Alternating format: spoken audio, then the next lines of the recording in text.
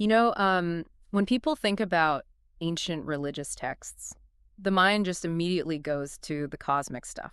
Like, you picture lightning bolts splitting the sky over Mount Sinai. Oh, Yeah. absolutely. The booming voice from the Yeah, clouds. exactly. You imagine oceans parting in half, these just massive earth-shattering miracles that alter the course of human history in a single afternoon. It's very binary. Right, the sea parts or it doesn't. Fire falls from the sky, or it doesn't. It is absolute cosmic drama. I mean, we are culturally conditioned to expect the profound to be loud, Yeah. to be unmistakable, to practically shake us by the shoulders. But then you step into the world of biblical wisdom literature, and suddenly the lightning stops. The booming voice from the heavens just sort of fades out. Right. The plagues and the pillars of fire are gone, and we are looking at a landscape that is, well, honestly, it's startlingly ordinary. It really is. It's a guy standing at a fence, looking at a lazy farmer's overgrown field, noticing the weeds. It's, advice about how much honey you should eat before you get sick. Which is very practical advice, by the way. Right. Or it's a warning about co-signing a loan for a friend who has terrible credit. Which is the absolute definition of finding the profound in the mundane. I mean, it is the realization that the universe's moral architecture isn't just present in the parting of the Red Sea. It's present in how you speak to your neighbor across the property line. And that is exactly what we're getting into today. Welcome to this deep dive. Whether you are catching up on biblical history or prepping for a heavy theological discussion, or, you're just insanely curious about ancient philosophy, you are in the exact right place. Absolutely. You are the vital third person in this conversation today. And our mission is to shortcut you straight to the aha moments of one of history's most famous, yet I would say profoundly misunderstood texts, the Book of Proverbs. Yeah, misunderstood is definitely the right word for it. Because we are not treating this as some dusky religious artifact sitting behind museum glass. We are looking at a masterclass in ancient ethics, practical living, and really how to navigate the very moral fabric of the universe. Because that is exactly what it was engineered to be. Yeah. It was meant to be worn out, used and lived in the dirt and the dust of daily life. So let's set the stage for you.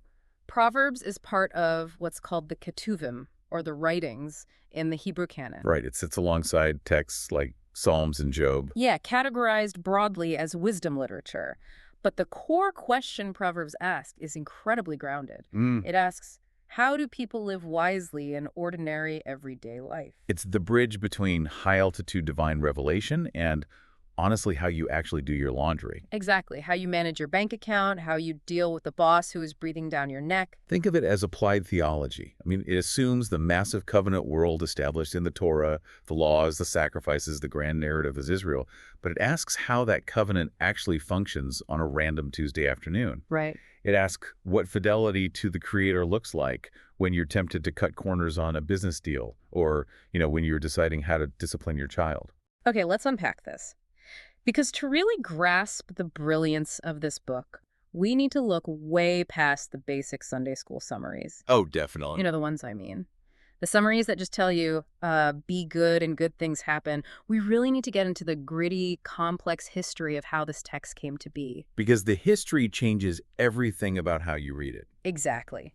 Before we can figure out how this applies to your life today, we have to solve a historical mystery. Who actually wrote it and when? We are moving from the what to the who. Right. And my assumption, which I think is a very common one, is that King Solomon just sat down in his palace, grabbed a quill, and wrote this whole book cover to cover in one go. Yeah, that is the dominant traditional attribution, and frankly, it's just the easiest way to categorize it. Sure. But when scholars actually dig into the text, that simplistic view shatters completely. It's much more helpful to think of Proverbs less like a single author's novel and more like an ancient, highly curated anthology. Like a Wikipedia page edited over centuries. Exactly like that. It's a massive editorial project that was expanded, edited, and refined over a really long period of time. Which completely reframes the stakes of this book for me. We are talking about centuries of careful curation. So let's walk through that editorial timeline. Well, it starts in the 10th century BCE. This is what we call the Solomonic core. Okay, so picture the royal court in Jerusalem. Right. You have administration trying to build a nation and a king famous for his intellect, gathering, and creating wisdom. But it wasn't just philosophy for the sake of philosophy, was it? Not at all. In the ancient Near East, Formal education was intensely practical. It wasn't about sitting in a circle pondering the nature of existence. It was aimed at training a highly competent class of scribes and administrators. So, bureaucrats. Essentially, yes. In Solomon's court, this wisdom was essential for governance, for diplomacy, for managing a burgeoning kingdom's economy. The collections in what we now call Chapter 10 and Chapter 25 explicitly name Solomon, and they strongly reflect this courtly administrative origin. They are observations designed to train young men to run a country without, burning it to the ground. But the project doesn't stop with Solomon's administration. We fast forward to the late 8th century BCE. Yes. This brings us to the reign of King Hezekiah.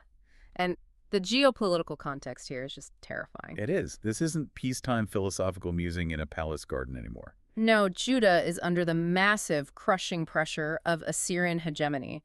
The Assyrian war machine is literally annihilating surrounding nations. What's fascinating here is the psychological and cultural defense mechanism at play. I mean, think about what happens to a culture when it is threatened with total erasure. They panic. They panic, yes, but they also preserve. The Assyrians weren't just conquering territory. They were deporting entire populations and destroying cultural identities. Yeah. So Hezekiah's scribes are trapped in Jerusalem watching the world burn around them. Oh, wow. And what do? They urgently begin collating, copying, and preserving the wisdom of their ancestors. It's a rescue operation. Exactly. Proverbs 25:1 tells us this directly. It says, "These are more proverbs of Solomon, compiled by the men of Hezekiah, king of Judah." They are curating the survival guide for their people's identity. They're saying, if the walls fall, we at least have our moral DNA recorded. And that preservation instinct becomes even more critical during the next massive historical jump, because we move to the 6th century BCE and the post-exilic period. Right, the Babylonian exile. Yeah, the nightmare Hezekiah feared actually happens, but at the hands of the Babylonians. Jerusalem is destroyed. The temple, which is the center of their entire cosmological universe, is burned to the ground. It's devastating. And the intellectual and royal classes are taken away into exile in Babylon. And losing the physical temple forces a massive pivot, doesn't it? If you can no longer worship at a physical location, your identity has to become portable. Your identity becomes text. Precisely. The trauma of the exile and the subsequent return and restoration completely reshapes Judah's intellectual life. So they compile it all. Yeah, the final editors of Proverbs are looking back at the Solomonic court. They are looking back at Hezekiah's frantic preservation efforts during the siege, and they are stitching it all together. They are framing this anthology to create a stable, portable moral foundation for a people who have lost everything and are trying to figure out how to rebuild a society from the literal rubble. So we have this incredibly dynamic, multi-century Israelite project, but what blew my mind as I was prepping for this deep dive is that Israel wasn't doing this in a vacuum. Oh, not at all. They weren't isolated on an island. There is an international connection here that is absolutely stunning. The source points out a massive, undeniable parallel between a specific section of Proverbs, chapters 22 through 24, and an ancient Egyptian text. Yes, the wisdom of Amenemope. Right. It is one of the most famous comparative studies in biblical archaeology. Yeah. The wisdom of Amenemope dates back to the Ramesside period in Egypt, which is long before Solomon. And when you place it side by side with Proverbs 22:17 to 24:22, the literary parallels, the structure, even the specific metaphors, like the one about wealth sprouting wings and flying away like an eagle, are incredibly close. Wait, okay. If the text traces back to an Egyptian scribe, how does that work with the idea of biblical inspiration? I mean, did Israelite scribes just plagiarize an Egyptian scroll and slap a new title on it? It's a great question, and it raises a profoundly important point about how ancient inspiration actually functioned. The scribes in Israel were participating in a widespread international wisdom conversation. Okay, so it was a dialogue. Exactly. Trade routes didn't just carry spices and textiles. They carried ideas, literature, and philosophy. The ancient Near East had a robust tradition of wisdom literature spanning Egypt, Mesopotamia, and Canaan. But Israel didn't just uncritically copy Amenemope. They adapted it. They did way more than adapted. They fundamentally subverted its cosmological foundation. How so? Well, in Egypt, wisdom was aligned with Ma'at, which is the impersonal cosmic order of balance and justice. What the Israelite editors did was take these shared ancient Near Eastern observations about how the world works, like Don't move ancient boundary stones. Don't exploit the poor. Don't gorge yourself at a ruler's table. And they anchored them entirely around their covenant with YHWH. They took Oh, international wisdom and baptized it into Israelite theology. So the rules of the game might look similar, but the king who guarantees the rules is entirely different. it's like taking the architectural blueprints of a house that everyone agrees is structurally sound, but completely changing the foundation it's built on. That is a perfect way to put it. And we actually have the archaeological receipts for this ancient, highly literate culture in Judah. It's not just some wild theory that scribes were editing texts for centuries. No, we have hard evidence. Right, we have the Dead Sea Scrolls at Qumran, which date from the 3rd century BCE to the 2nd century CE. These manuscripts prove the book's antiquity and show it was already wildly authoritative in Second Temple Judaism. And we can push the evidence of that literate culture even further back with the Lachish letters. Oh yeah, explain those, because the sheer physical reality of those artifacts is just fascinating to me. So the Lachish letters are ostraka, Which is? pieces of broken pottery used as cheap writing material. Okay. They were found in the ruins of the ancient city of Lachish in Judah, dating to the early 6th century BCE, right around the time of the Babylonian invasion. Right in the middle of the chaos. Exactly. They contain military correspondence written in ancient Hebrew script. Now, while they aren't manuscripts of Proverbs itself, what they definitively prove is that there was a routine, highly literate administrative culture in Judah at that exact time. So it wasn't just a couple of guys in a tent. No, you didn't just have one or two isolated geniuses. You had an entire scribe class capable of complex writing, preserving, copying, and utilizing vast textual collections. It proves the sociological plausibility of the exact editorial process we're describing. All right, so we have established this multi-century, internationally aware editorial project spanning from kings and palaces to scribes surviving empires. But that leads us naturally to the vocabulary they were using. Okay. How did these ancient scribes actually define this thing they were preserving? What did wisdom actually mean to them? Because I think we bring a lot of heavy modern baggage to that word. Oh, we bring so much baggage. Translating ancient Hebrew concepts into modern English often flattens the meaning, Yeah. It removes the texture and the action embedded in the original words. So let's decode the original Hebrew. The first word, the big umbrella term, is chukpah. That's translated in our English Bibles as wisdom. Yes. Now, if you tell me someone today is wise, my mind immediately goes to an academic. I picture a guy with a PhD sitting in a library surrounded by dusty philosophy books, or someone who crushed their SATs. It's all about raw processing power and intellect. Right. But everything you've described about the origins of this book suggests Chokmah isn't about raw intellect at all. It isn't. Not even slightly. If you look at how chutmakum is used elsewhere in the Hebrew Bible, it really gives the game away. Give us an example. Well, in the book of Exodus, when God commands the building of the tabernacle, he fills a man named Bezalel with chokmah.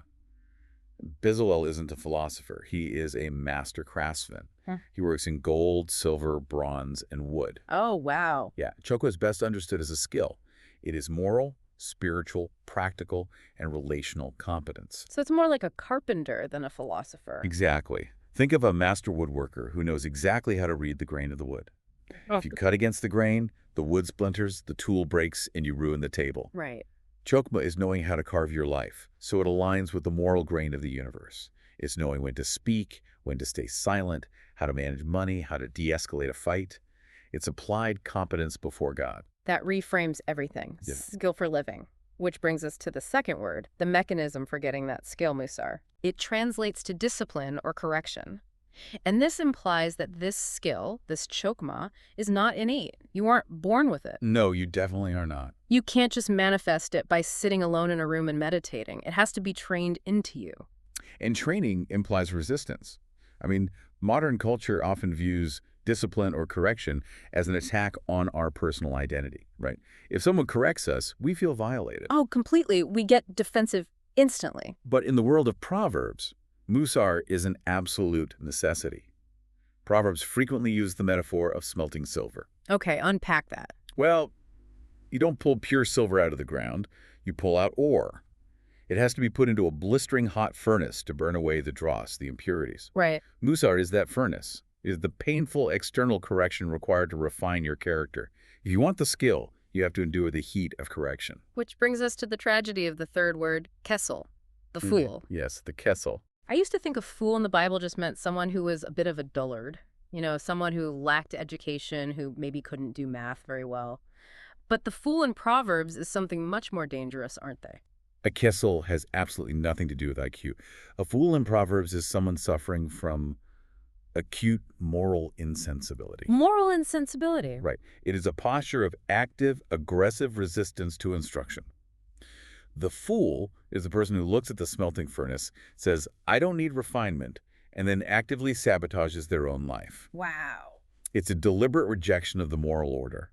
They're the person who continuously touches the hot stove, burns their hand, and then blames the stove for being hot. They're actively fighting the grain of the universe. Okay, so we have the skill, the painful refinement, and the act of rebellion. But there is one ultimate interpretive key that unlocks this entire book. The foundational concept. Right, the motto of the whole anthology, Yirah, the fear of the Lord. Now, I have a real problem with the word fear here. A lot of people do. I'm going to speak for you, the listener, because we live in a modern psychology-driven world. We spend billions of dollars on therapy, medication, and self-help trying to conquer our fears, trying to reduce anxiety, trying to escape toxic, fear-based relationships. Yeah. So if the goal of Proverbs is human flourishing and skill for living, why on earth build the entire foundation on being terrified? It is a vital pushback, it really is. Yeah. Because the English word fear immediately evokes trauma. It evokes a state of panic, like a child hiding in a closet from an abusive parent. Exactly. It implies a capricious, unpredictable tyrant who's just waiting to smite you for stepping out of line. But Yirah, in this ancient Hebrew context, is not panic. What is it then? It is reverent awe. It is the overwhelming, staggering realization of the sheer scale of who God is and who you are in relation to him. So it's not the fear of a dictator. What's a better way to visualize it? Think of it like the fear of the ocean. Oh, I like that. Right. If you are a wise, experienced sailor, you have a profound, healthy fear of the ocean. You don't sit on the beach having a panic attack every time you look at the water. Right, you're not paralyzed by it. Exactly. But you deeply, fundamentally respect its power, its currents, its absolute gravity. You don't go out in a tiny raft during a Category 5 hurricane because you have a reverent awe of what the ocean is capable of. You know it is vastly larger than you. And if you lack that fear, you are a fool who ends up drowning because you thought you could master the waves. Exactly. Yara is that reverent obedience to the Creator.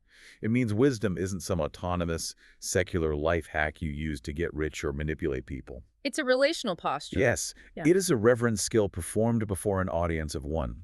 Without the fear of the Lord, you might acquire temporary wealth or power, but you don't possess true chokmah because you are fundamentally misreading the reality of the universe. The fear of the ocean. That really clicks for me. It's the healthy respect of the moral gravity of the universe. So how did the ancient editors structure this massive training manual of reverent awe? Well, scholars outline 9 distinct structural sections. But we shouldn't just read this as a table of contents, right? Yeah. The structure itself is a journey. It guides the listener through different experiences of wisdom. It is a highly intentional literary architecture. You start with chapter 1, verses 1 through 7, which acts as the prologue.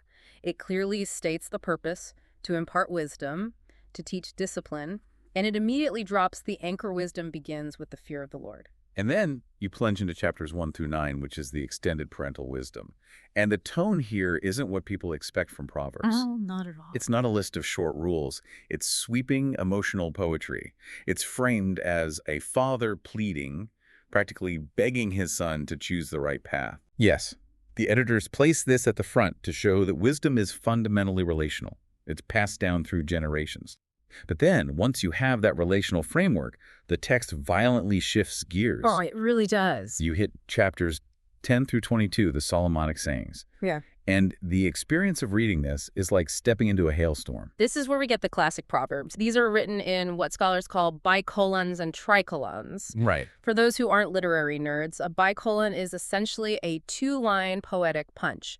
The first line sets a weight on the scale, it sets up a scenario, and the second line either balances it with a parallel thought or violently ticks it over with a stark contrast. Like a wise son brings joy to his father, but a foolish son brings grief to his mother. Exactly. It's rapid-fire binary choices. And that rapid-fire nature is entirely by design. Once chapters 1 through 9 have convinced you why you need wisdom, chapters 10 through 22 hit you with hundreds of specific granular scenarios of how to apply it. Okay, so what comes after the hailstorm? Following that, in chapters 22 through 24, we get the words of the wise. Mm. This is where that Egyptian and Menemope parallel lives, which slows the pace back down into slightly longer instructions. And those focus heavily on what? Heavily focusing on social justice, rulers, and the treatment of the poor. Then we get a tiny add-on in chapter 24, the additional sayings, and then we hit that incredible historical moment we discussed earlier. Chapters 25 through 29, the Hezekiah collection. These are more Solomonic sayings, but curated during the Assyrian siege, and you can really feel the tension in them. Oh, absolutely. They heavily emphasize the danger of kingship, the ethics of court life, and the literal life or death power of speech. Then we arrive at two mysterious, distinct voices. Chapter 30 is the words of Agur, which brings a completely different philosophical tone. Yes. And chapter 31, verses 1 through 9, are the words of King Lemuel, which uniquely are teachings he received from his mother. And finally, the entire anthology climaxes and closes with the famous Proverbs 31, Woman of Valor. Now, I want to dwell on that framing for a second, because here's where the literary design gets genuinely brilliant. The entire book is framed by women. Yes. Chapters 1 through 9 present this stark, dramatic choice between two personified women. You have woman wisdom, who is literally calling out in the public streets, offering life, protection, and insight. Right. And then you have her rival, woman folly, or the strange woman. She offers a counterfeit path. It's seduction, deceit, stolen water, and ultimately, death. The sociological impact of this metaphor in the ancient Near East is just staggering. How so? Well, in a heavily patriarchal society where public discourse was overwhelmingly dominated by men, the editors choose to personify the very moral fabric of the universe as a woman shouting in the public square. Wow. It demands the reader's attention. The editors dramatize the ethical choice. It's not a dusty multiple-choice test. It's a relational choice between two competing loves. Which woman's house are you going to enter? Which feast are you going to eat? And then, after giving you chapters and chapters of rapid-fire advice on how to live out that choice, the book perfectly closes in chapter 31. The book begins with wisdom as a cosmic, poetic personification shouting in the street, and it ends with wisdom incarnate. Right. The woman of valor is flesh and blood wisdom living ordinary life. It creates a perfect literary envelope. The structural symmetry proves that this anthology wasn't just a random dumping ground of quotes accumulated over centuries. Not at all. The editors arranged it to show that cosmic wisdom ultimately finds its highest expression not in abstract philosophy, but in a well-managed household and a flourishing community. We've covered the origins, decoded the vocabulary, and mapped the literary structure. But let's look at the dirt, the streets, and the homes of ancient Judah. Let's do it. Because if we want to understand this wisdom, we need to navigate the cultural and sociological landscape where these words were actually spoken. Context is everything here. If you strip Proverbs out of its ancient Iron Age world and immediately try to paste it onto modern corporate America, you inevitably misinterpret its application. So paint a picture of this world for us. I assume it wasn't exactly individualistic. No, not at all. Yeah. It was an agrarian, household-centered society. And crucially, it was an honor-shame culture. Okay, unpack that distinction for us. In our modern Western world, we are highly individualistic and fundamentally guilt-based. We worry about our internal conscience, our private feelings, our personal authenticity. I'm very internal. But in the world of Proverbs, honor and shame are public, communal realities. Your character isn't just a private matter. A fool's actions act as a contagion that brings public shame on his entire family, his ancestors, and his descendants. The stakes are entirely communal. Exactly. And the epicenter of that communal life, the place where honor and shame were publicly weighed, was the city gate. Yes, the gate. The text mentions the gate constantly. Now, I used to read that and just picture a literal wooden door in a stone wall where guards stood. But the sociology of the ancient gate is so much more profound than that, isn't it? Oh, completely. The city gate is the ancient equivalent of the town hall, the Supreme Court, and the stock exchange, all rolled into one open-air plaza. Wow. Because the gates were the only way in and out of the walled city. It was where all traffic converged. It's where the elders sat on stone benches to settle legal disputes. It's where major trade agreements were witnessed. It was the absolute hub of civic life. Which makes perfect sense why woman wisdom in chapter 1 is shouting at the city gate. She's Exactly. not hiding in a remote monastery in the desert. She's right in the middle of the loudest, most chaotic, economically driven part of the city. Precisely. It shows that biblical wisdom is meant for the public sphere. It is meant for the marketplace, for the courtroom, for the negotiation table. And that perfectly sets up one of the most famous and frankly most culturally distorting passages in the entire book, the Proverbs 31 woman. Oh, yes. This is the alphabetic acrostic poem at the very end. I really want to spend time here because modern culture has done this text a massive disservice. It really has. Often the Proverbs 31 woman is presented as this quaint, retro, overly domesticated housewife. She's presented as the patron saint of baking sourdough bread, keeping the house spotless, and being quietly submissive. Right. But when you look at the actual Iron Age economics of this text, she is an absolute powerhouse. The sentimental, purely domestic view is a complete modern anachronism. When you look at what she actually does in the Hebrew text, she is operating in a highly complex, mixed agrarian and urban economy. She is literally evaluating real estate. She's buying a field with her own earnings and planting a vineyard. Yes. She manages a whole staff of servants. She participates in international trade networks, bringing in exotic dyes. She is running a massive textile manufacturing operation from her estate and selling the garments to merchants. She's a supply chain manager, an investor, and a CEO. And look at the culmination of her work. The text says her husband is respected at the city gates, and her own works praise her at the city gates. Right. Her wisdom isn't just keeping a tidy home. Her wisdom generates public, economic, and civic honor. The wealth and stability she generates allows her household to be radically generous to the poor. It is a public economic model of embodied wisdom. It totally shatters the artificial divide we create today between spiritual work like praying or reading your Bible and secular business. Yes. In Proverbs, running a profitable, generous, well-managed enterprise is a profound form of spiritual leadership. It proves that the fear of the Lord dictates how you treat your employees, how you conduct your trade, and how you manage resources for the good of your local economy. That is deeply empowering. Now, while we are talking about these specific individuals at the end of the book, we have to look at chapters 30 and 31, the words of Agur and King Lemuel, because they give us two distinct, almost subversive angles on this societal wisdom. Let's start with Agur in chapter 30. He is a sage, but he approaches wisdom completely differently than Solomon. Agur's contribution is defined by his striking epistemic humility. Epistemic humility. What does that look like in this context? Well, the ancient Near East was full of kings and sages boasting about their divine knowledge, their ability to read the stars and know the mind of the gods. Right, very arrogant. But Agur essentially starts his section by saying, I am the most ignorant of men. I do not have human understanding.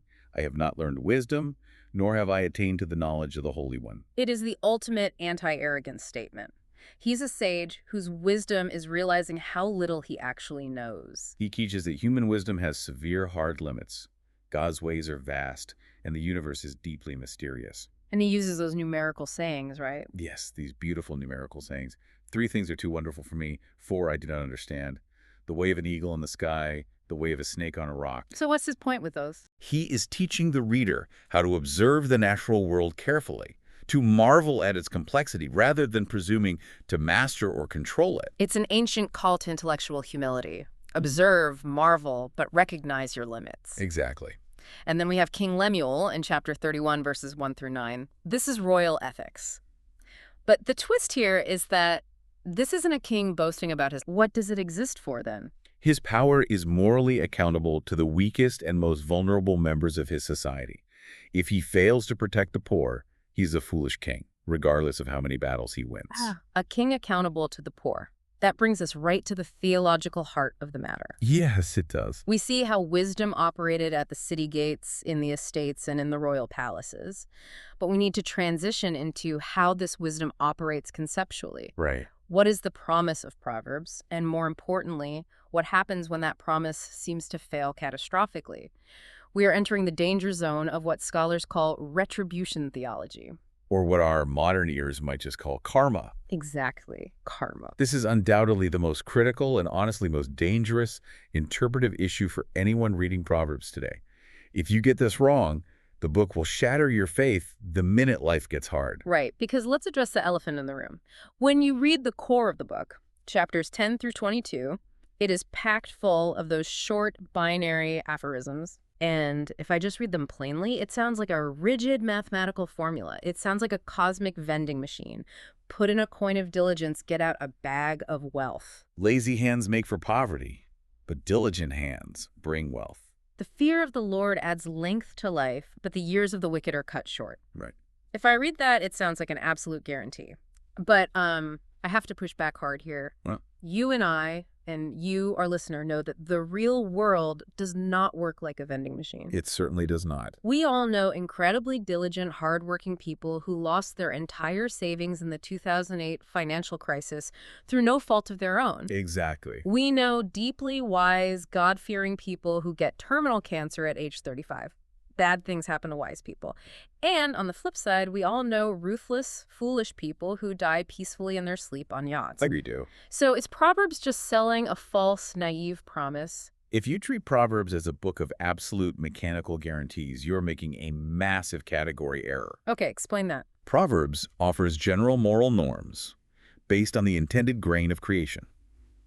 It is telling you how God has generally ordered the world to function under normal circumstances. Okay, so it's a law of probability, not a metaphysical promise. Exactly. Think of it like a doctor giving you health advice. Okay. If a doctor says, if you eat a balanced diet, exercise daily, and don't smoke, you will live a long, healthy life. That is a true statement. That aligns with the biological grain of the human body. It is immensely wise advice. Right. But the doctor is not giving you an absolute ironclad guarantee that you won't get hit by a drunk driver tomorrow, or that you won't develop a rare, unpredictable genetic disease. That makes total sense. It teaches the baseline stable moral order. It's an observation of ordinary providence, ignoring the anomalies for the sake of teaching the rule. Yes. You must teach your children the baseline.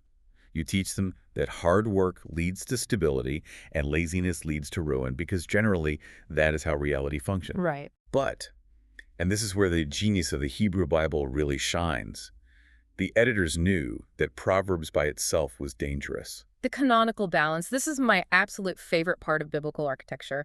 It's how the text protects itself from being weaponized. Yes. Remember how we said Proverbs is part of the Ketuvim, the writing? Right. It sits right alongside two other major wisdom books, Job and Ecclesiastes. The biblical canon intentionally places them together to form a complete three-dimensional worldview. It's like a three-legged stool. If you remove one leg, the whole philosophy of life collapses. Perfectly said. Proverbs provides the first leg, the baseline. But if you only have Proverbs, you run the risk of becoming a harsh, arrogant legalist. Oh, totally. You might look at a person suffering from poverty or illness Yeah. and mathematically conclude, well, the formula says suffering comes from foolishness, so you must have sinned to deserve this. Which is exactly verbatim what Job's friends did. It is. Eliphaz, Bildad, and Zophar showed up while Job was covered in boils, grieving his dead children, and they basically weaponized Proverbs against him. They said, Job, look at the moral mathematics. You are suffering, therefore you must be wicked. And God shows up in a whirlwind at the end of the book and furiously rebukes the friends for it. Because Job is the second leg of the stool. Right. Job explores the agonizing anomaly.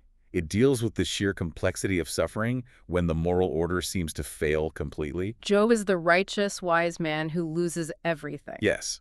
Job teaches us that sometimes suffering is a mystery of divine providence, a cosmic reality far beyond our understanding, and not a direct punishment for foolishness. And then you have the third leg, Ecclesiastes. Right. Ecclesiastes is the cynic in the room. The cynic, yeah. It exposes the severe limits and frustrations of human wisdom under the sun. It says, look, you can be the wisest, most diligent person on earth, but time and chance happen to everyone, and eventually you are going to die just like the fool. It deals with the vapor-like, unpredictable nature of life. You need all three to survive reality. I mean, think about it. If you only have Job, you might think the universe is just random, agonizing chaos, so why bother trying to be good? Right. If you only have Ecclesiastes, you fall into deep nihilism and despair. True. And if you only have Proverbs, you become a rigid karma believer with zero compassion for the marginalized. But woven together, they give you a robust, resilient, unshakable way to navigate the actual world. They teach you to live wisely and diligently, to hold fiercely onto your integrity when inexplicable suffering inevitably comes, and to remain humble about what you can actually control. That is just brilliant. Now, within that baseline of Proverbs, the editors use some amazing literary tools to get their point across about how our choices compound over time. They really do. One of the most vivid is the parable of the sluggard in Proverbs 24. It's a pastoral warning that reads like a short film. It really does. The writer describes walking past the field of a sluggard, a chronically lazy man. And what does he observe? The field is entirely overgrown with thorns, the ground is covered with weeds, and the protective stone wall is broken down. And the writer says, I applied my heart to what I observed and learned a lesson from what I saw. And the lesson is the terrifying reality of entropy. The thermodynamics of ancient agriculture. Yes. Laziness doesn't just pause your progress, it actively produces ruin. The neglected field is a metaphor for a neglected life. It illustrates that human desire must be relentlessly disciplined by truth. Because we all want to just sleep. Right, we all have a natural gravitational pull toward rest, to fold our hands and sleep just a little longer. But if we don't discipline that desire, the thorns will overtake our relationships, our finances, our spiritual lives. Entropy is the natural state of a fallen world. Maintaining order, maintaining wisdom, requires the constant, diligent, unglamorous work of pulling the weeds. A little sleep, a little slumber, a little folding of the hands to rest, and poverty will come on you like a thief. It's terrifying, but it's a necessary wake-up call. It really is. So we've walked through the ancient world. We've seen the scribes preserving texts during sieges. We've explored the sociology of the city gates, and we've balanced the theology of the agrarian fields. We've covered a lot of ground. But let's bring this all the way home. Because you, listening to this deep dive right now, you aren't an ancient agrarian scribe hiding from an Assyrian invasion. Probably not. You are likely sitting in traffic or answering emails at your desk or scrolling on a smartphone. How does a text written for an Iron Age monarchy translate to our listener today? Let's look at the echoes through time. Well, the transition from the ancient Near East to the modern digital age is actually much smoother than we might expect. Really? Why is that?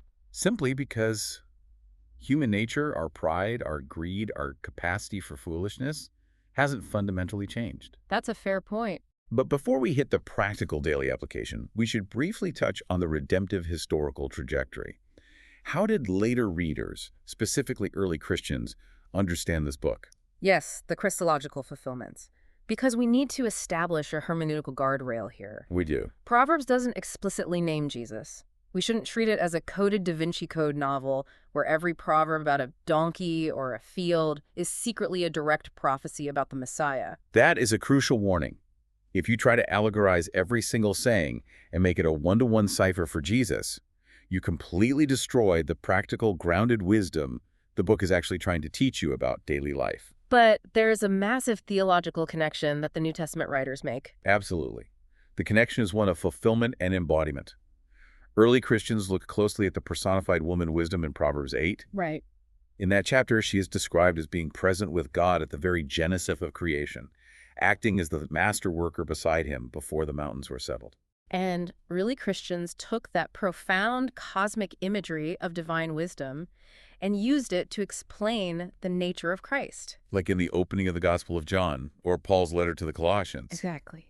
When John writes, "In the beginning was the Word, and the Word was with God," or when Paul explicitly states in Colossians that Christ is the firstborn over all creation, and that in him are hidden all the treasures of wisdom, they are drawing directly on the wisdom theology of Proverbs 8. So for the Christian reader, Jesus is the ultimate flesh and blood embodiment of divine wisdom. Yes, he is the righteous Son, the wise King, the one who perfectly lived out the fear of the Lord. So the trajectory moves from the wisdom of God spoken in the streets to the wisdom of God made flesh. That is a beautiful theological arc. It really is. But let's get ruthlessly practical for the 21st century. Because when you look at the specific behaviors Proverbs condemns, it feels like it was written yesterday afternoon. It really does. Let's take the digital age, for example. Proverbs and social media. It is a flawless, terrifyingly accurate map of our current discourse. How so? Proverbs has a relentless critique of impulsive speech, of flattery, of gossip, and of social manipulation. It constantly warns against the person who speaks before they think and the person who stirs up conflict just for the thrill of the fight. Think about the modern internet echo chamber. The quick, visceral, angry reaction, the performative outrage where we tear down reputations for retweets. Right. Proverbs identifies all of that as profound, systemic, moral failure. It says, when words are many, sin is not absent, but he who holds his tongue is wise. The restraint of speech is treated as a supreme virtue. Imagine if our social platforms had a Proverbs filter. You wouldn't be able to post 90% of the content. We'd all be silent. Pretty much. Yeah. Proverbs calls the person who endlessly spouts their own opinions without listening a fool. It completely indicts our culture of impulsive, unvetted outrage. And then there's our economy. In a culture that is obsessed with get-rich-quick schemes, passive income hacks, crypto gambling, and flaunting luxury on Instagram, Proverbs pushes back with incredible force. It is violently countercultural to modern consumerism. Yeah, violently countercultural. Proverbs constantly praises slow, steady, unglamorous diligence. It praises prudent, long-term planning. It explicitly warns that wealth gained hastily will dwindle, but he who gathers little by little will increase it. It honors the dignity of hard work. And fiercely condemns the exploitation of the vulnerable to get ahead. Your bank account, how you make your money and how you spend it, is a deeply theological document in Proverbs. It is. And that brings us to perhaps the most important modern application: the total destruction of the modern myth of the compartmentalized private life. This is where Proverbs directly challenges Western individualism. Modern culture operates on the deeply held assumption that what you do in private, your personal habits, your private vices, has no bearing on your public life. We say things like, as long as the politician passes good policies, or the CEO hits the quarterly goals, their private moral life doesn't matter. We use that excuse constantly to justify terrible behavior from talented people. But Proverbs completely annihilates that divide. In the worldview of Proverbs, private character inevitably, unavoidably, produces public consequence. So there's no hiding it. No. The moral universe is deeply personal, yes, but it is also thoroughly social. You cannot quarantine your foolishness. The secret laziness of the sluggard eventually starves his family. The secret infidelity of the fool eventually destroys his social standing at the city gates. And on the positive side, the private daily discipline of the Proverbs 31 woman eventually brings massive public flourishing to her entire city. You simply cannot compartmentalize your character. If you are rotting in private, the structure of your public life will eventually collapse under the weight. The termites always reach the load-bearing walls. That is a terrifying but desperately necessary truth for our culture to internalize. Well, this has been an absolute journey. Let's quickly recap what we've covered on this deep dive. Sounds good. We started by demystifying the book itself. We moved away from the simplistic idea of a monolithic text written by one king in an afternoon and discovered a sprawling, multi-century anthology. A highly curated survival guide compiled by scribes enduring the terror of Assyrian sieges and Babylonian exile, adapting international traditions into a uniquely Israelite framework. We redefined the very vocabulary of wisdom, moving away from raw IQ and academic degrees to chakma relational and moral skill forged in the painful furnace of Musar and anchored entirely in Yira, the reverent awe of the creator's moral gravity. We walk through the ancient city gate, redefining the Proverbs 31 woman from a quiet domestic stereotype into an Iron Age economic powerhouse. We balanced the stark bicolon formulas of retribution theology with the complex, agonizing realities of Job and Ecclesiastes, and we saw how this ancient agrarian text perfectly diagnoses the impulsive speech and frantic consumerism of our modern digital age. It truly serves as a masterclass in navigating the moral architecture of the universe. But, as always on this show, we don't want to just leave you with a neat and tidy summary. We want to leave you, the listener, with something heavy to chew on. Something to keep thinking about. Throughout this deep dive, we've seen that Proverbs is ultimately reliant on a community. It functions because there is a shared consensus of what the moral grain of the universe actually looks like. Right. The parents teaching their children, the kings writing decrees, the elders making judgments at the city gate, they all fundamentally agreed on the baseline of what was wise and what was foolish. But here is something to mull over on your own as you go about your week. What happens to an individual's ability to develop wisdom in a modern, heavily fragmented society? That is the big question. We live in an era that can no longer agree on what that underlying moral grain actually is. One political party's wisdom is another's oppression. One algorithmic echo chamber's virtue is another's absolute vice. It's totally fractured. Can you still live a cohesive, Proverbs-style life when the shared physical reality of the ancient city gate has been replaced by the chaotic, deeply polarized echo chambers of the internet. How do you maintain the fear of the Lord when the noise of the crowd is completely deafening and everyone is shouting a different definition of the truth? Navigating that fragmentation is the defining challenge for anyone seeking genuine wisdom today. It really is. The gate has changed, but the necessity of the skill remains. Thank you so much for joining us on this deep dive. Keep exploring, keep questioning, and above all, keep seeking wisdom.